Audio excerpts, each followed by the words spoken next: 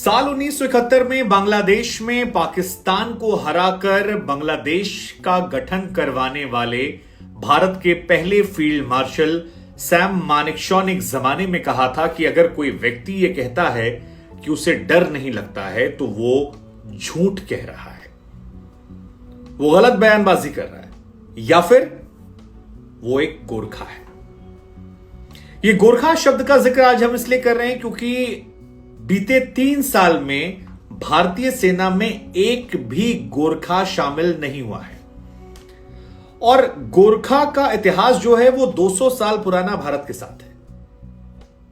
गोरखा के ना होने से इसका भारतीय फौज और भारत की सुरक्षा पर कितना असर पड़ेगा यह समझने वाली बात है, क्योंकि 3 साल में किसी भी एक गोरखा ने भारतीय फौज को ज्वाइन नहीं किया। यह कहा जाता है कि मौत का कोई दूसरा नाम है तो वो नाम है गोरखा रेजिमेंट। बड़ा आसान सा नारा है, जय महाकाली आयो गोरखे वाली। तमाम फिल्मों में भी आपने देखा होगा, चाहे एलओसी कारगिल हो या बाकी फिल्में, जहां पर गोरखा रेजिमेंट इस नारे के साथ दुश्मन की फौज पर टूट पड़ती और ऐसा टूटती है कि दुश्मन को चारों खाने चित कर देती है। चाहे अंग्रेजों से लड़ाई हो, चाइना से लड़ाई हो या पाकिस्तान से भारत की लड़ाई हो, यह गोरखा रेजिमेंट है जिसने भारत को सशक्त सुरक्षित हमेशा रखा।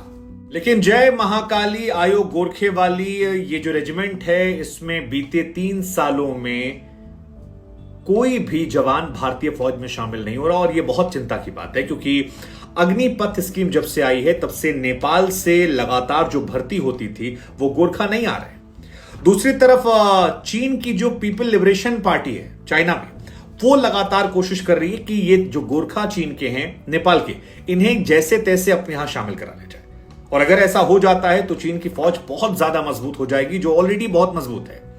और अगर आपको गोरखा के इंपैक्ट को समझना है तो आपको इतिहास के पन्नों में झांक कर समझना पड़ेगा। जब 1814 में नेपाल का युद्ध हुआ था अंग्रेजों के साथ, 1814 में 31 अक्टूबर देहरादून शहर से 5 किलोमीटर दूर यह लड़ाई शुरू हुई थी। उस वक्त नाला पानी के पास खंगला इलाका था।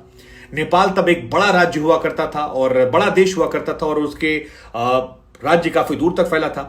अंग्रेजों के 3500 सैनिक होते हैं जो इस नाला पानी में हमला कर देते हैं किले पर गोरखाओं के।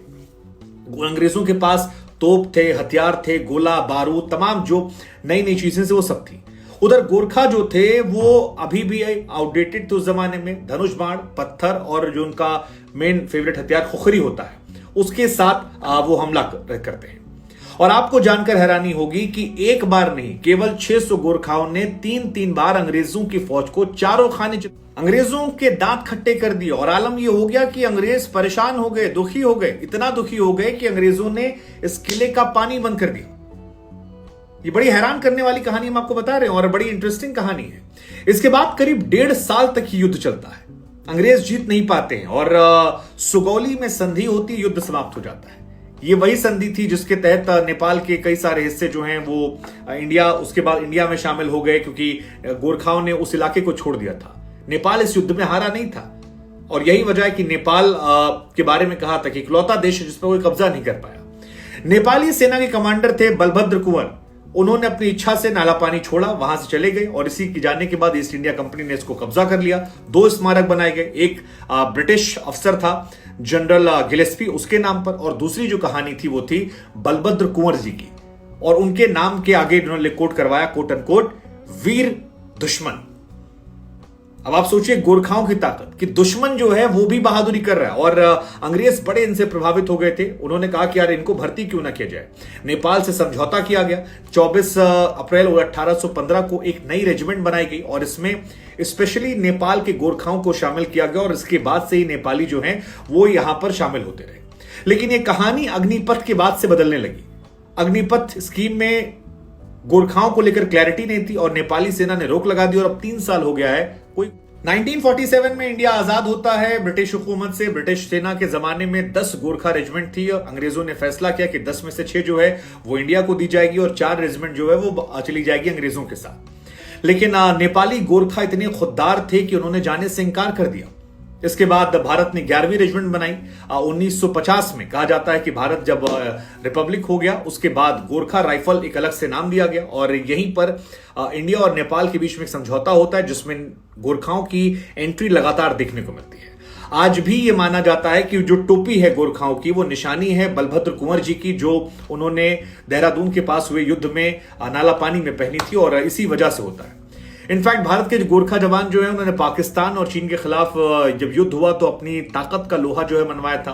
गोरखा रेजिमेंट के तमाम ऐसे जवान हैं जिन्हें परमवीर चक्र, महावीर चक्र मिले हैं और भारत ही नहीं बल्कि भारतीय जो सेना है शांति दूत के तौर पर जब बाहर जाती है तो वहां पर भी इन्होंने अपना जलवा जो है वो खूब बिखेरा है। और गोरखाओं के बीच में एक लाइन बड़ी फेमस है कि कायर होने से मरना गोरखा होने के लिए फेमस है। लेकिन ये गोरखा जो है अब नहीं यहां पर आ रहे हैं और गोरखाओं का इन्वॉल्वमेंट और भी आप देखिए, गुरु गोरखनाथ ने गोरखा नाम दिया था तो वो भी एक बड़ा दिलचस्प, जो गोरखनाथ मंदिर भी वहां पर है। नेपाल में दरअसल एक गोरखा नाम की पहाड़ी है, एक जिला पहाड़ी जिला है जहां पर हिमालय की तराई में बसा हुआ है और जो ये गुरु गोरखनाथ जी जिनका जिक्र हम कर रहे हैं ये दरअसल 8वीं शताब्दी में हिंदू संत हुआ करते थे जिन्होंने गोरखाली और गोरखा जो है वो नेपाल के मूल निवासियों को ये नाम दिया था। गोरखनाथ जी ने गोरखा। अब पहाड़ी लड़ाका गोरखा जो है वो किसी एक जाति से नहीं आते हैं बल्कि पहाड़ों में रहने वाले थापा, सुनवर, गुरंगराय, मगर्स और लिंबू जातियों से आते हैं। और इनके बारे में दो बातें बहुत फेमस है जिसकी वजह से दुनिया इनको सलाम करती। एक, इनके जैसा साहसी कोई नहीं और इनके जैसी वफादारी जो है वो किसी में नहीं। और इसीलिए बार बार मैं कह रहा हूं कि क्या ये भारत का लॉस नहीं है गोरखाओं का ना आना, क्योंकि अगर ये जाते हैं तो फिर क्या होगा समझने वाली बात है। ये भी कहा जाता है कि जब गोरखाओं के घर में बच्चा पैदा होता है तो आयो गोरखावली जो है ये कहकर बुलाते हैं और जन्म के साथ ही सिखाया इनको जाता है कि बच्चा जिंदगी में साहस और बहादुरी रखना और कभी ऐसा लगे कि डर रहे हो तो उस डरने से ज्यादा मौत को चुनना। इनके पास जो इनकी वो हथियार होती है खुखरी, वो तेज नेपाली कटार होती है जो सेना में गोरखा रेजिमेंट को दी जाती है और इनकी पहचान इनके खास खुखरी से होती है। तकरीबन माना जाता है कि 12 इंच जो शायद है वो लंबी होती है। और अब गोरखाओं को जो ये हथियार है उन्हें ट्रेनिंग के वक्त दिया जाता है और इसी से वो दुश्मन से लड़ते हैं। तकरीबन 42 हफ्तों की ट्रेनिंग होती है। कठिन ट्रेनिंग होती है गोरखाओं के अलग से, फिजिकली मेंटली काफी टफ माने आते हैं, छोटे से लेकर बड़ा हथियार जो इसमें चलाते हैं। और सबसे अहम ट्रेनिंग होती है कि सामने दुश्मन को कैसे मेंटली मात दी जाए वो भी सीखते हैं। इसके बाद इन्हें अलग अलग भेजा जाता है। भारतीय सेना में फिलहाल 40 से 45 हजार गोरखा सैनिक जो हैं काम कर रहे हैं। 7 गोरखा रेजिमेंट है और नेपाल और भारत दोनों जगह ये काम कर रहे हैं। 40 से 45 हजार गोरखा हैं। भारत की जो 44 ये गोरखा बटालियन है इसमें 60% नेपाली हैं और आप ये मान के चलिए कि 1000 नेपाली गोरखा सैनिक जो हैं वो यहां पर आपको 1000 नेपाली गोरखा सैनिक आपको अलग अलग रेजिमेंट में मिल जाते हैं कुल मिलाकर। तो इनकी मौजूदगी जो है वो जबरदस्त तरीके से है।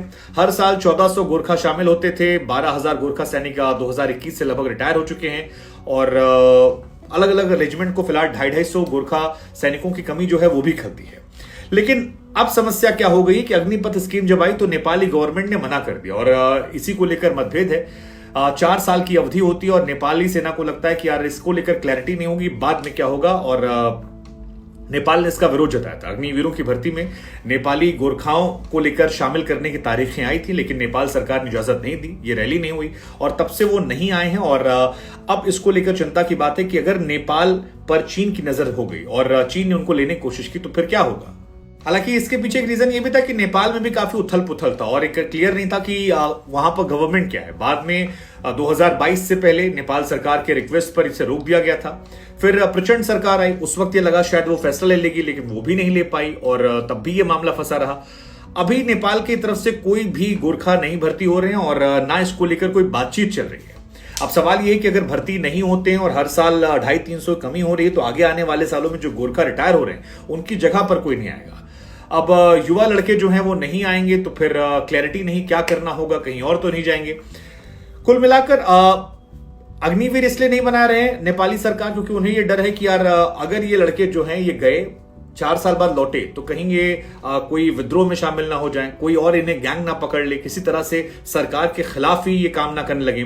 तो नेपाल गवर्नमेंट के मन में बहुत सारे डर हैं, बहुत सारे सवाल हैं और इसी वजह से वो नहीं भेज रहे हैं। अब इन सवालों को लेकर इंडियन गवर्नमेंट नेपाल गवर्नमेंट के बीच में बातचीत कब होगी, क्लैरिटी कब आएगी, ये नहीं पता लोगों को और इसी वजह से सवाल जो है खड़े हो रहे हैं। अग्निवीर स्कीम ना होती तो शायद ये आते रहते। हालांकि भारत से जो ये स्पेस खाली हुई है, चीन कोशिश कर रहा है कि इसे बना ले और लगातार वो कोशिश कर रहा है। नेपाल ने अभी उसे इनकार किया है, लेकिन चीन साम दाम दंड भेद आर्थिक लाभ हर तरह से कोशिश कर रहा है।